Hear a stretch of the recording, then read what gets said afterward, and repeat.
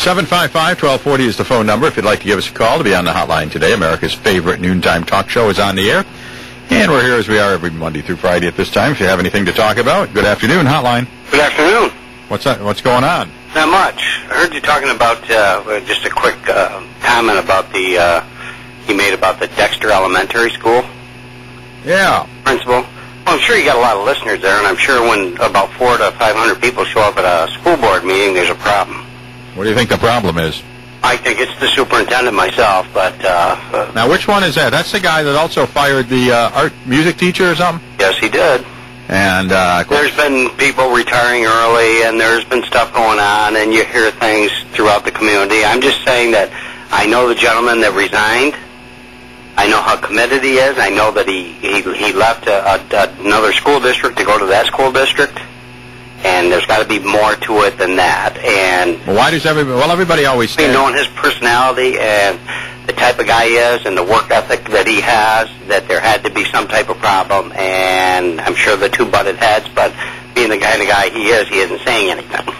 Well, they won't. The board won't do anyway. But I can tell you this, that there were enough people concerned that they showed up at that meeting last night from what I hear. So.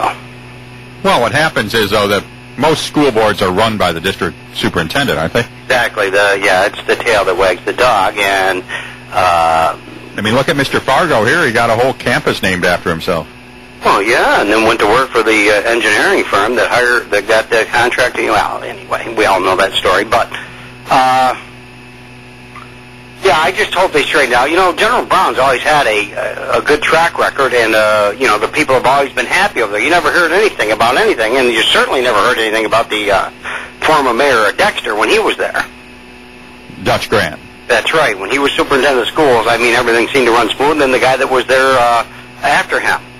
And then all of a sudden now you got teachers resigning, teachers being fired, teachers quitting. You know, you've got to sit there and say, what's going on there? Well, what is going on? Well, I don't know, but I'm hoping they can figure it out. I mean, you hear bits and pieces of what goes on. Why can't anybody speak? I'm saying that there's got to be a problem when you see that kind of, when you start seeing a turnover. You know how teachers are. They don't just up and quit because they up and quit.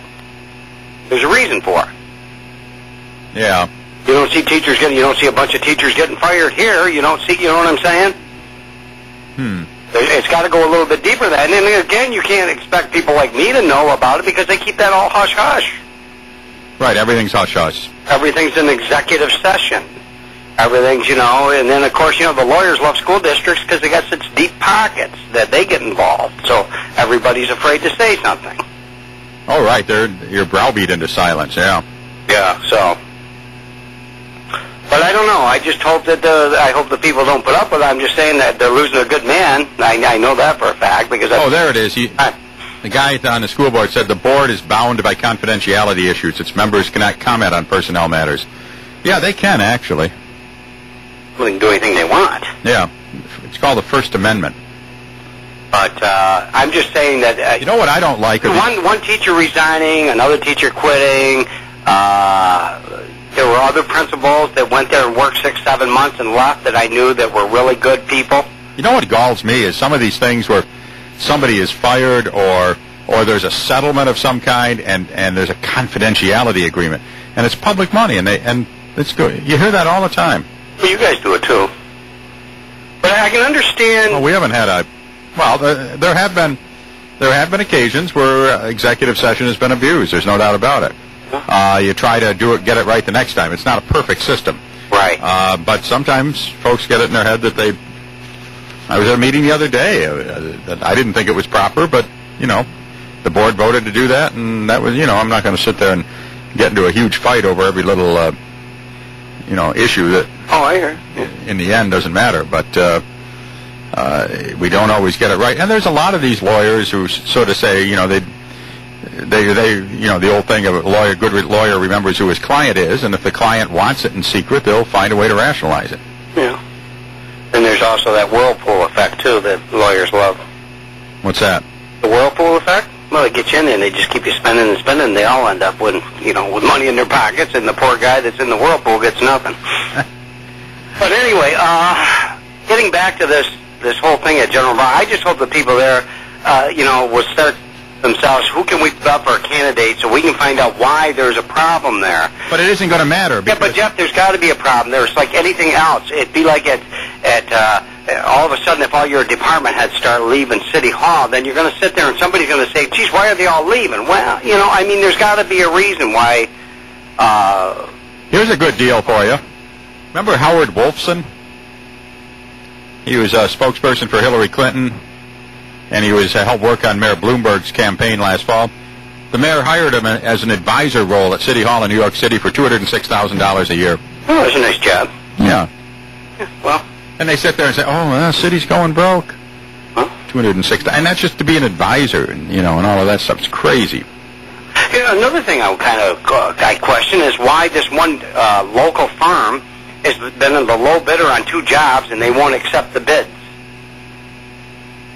Which one is that? Well, one was the lawman firm, and I've never heard anything bad about the lawman plumbing and heating business in Sackets Harbor. They were the low bidder on the for the new furnace or whatever, boiler, whatever they needed in their little municipal building there. Where is?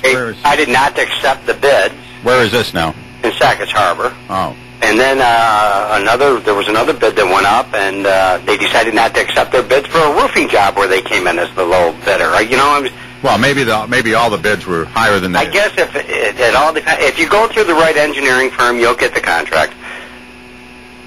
Is that the way? Well, I would think. Well, I don't know. Is it? Well, to a certain extent, but also sometimes, I know we bid out a couple of projects in riverfront parks and so on. It came in at more money than we could afford. Well, yeah. And yeah. But I mean, if somebody would have came in with a low bid. Well, no, even the low bid was, because times have changed, maybe. Oh, no, but I'm saying you guys had a minimum what you wanted to spend out. I agree with that. But I'm saying the low bid for this was no. They wanted to take a different bid. Oh, I see. Yeah. Well, that happens too. Well, I guess. You got to take care of the right people. I guess. So. Alrighty, thanks. Talk to you later. I know. That's why you build relationships. That's why you build relationships in life. I mean, that's the whole. It's networking. They call it networking down at the chamber or something. 755-1240. If you'd like to give us a call to be on the hotline today, and let's see. Why don't we take time out for messages? You want to do that? Be back with more on AM 1240, your News and Talk Authority. We just don't say it.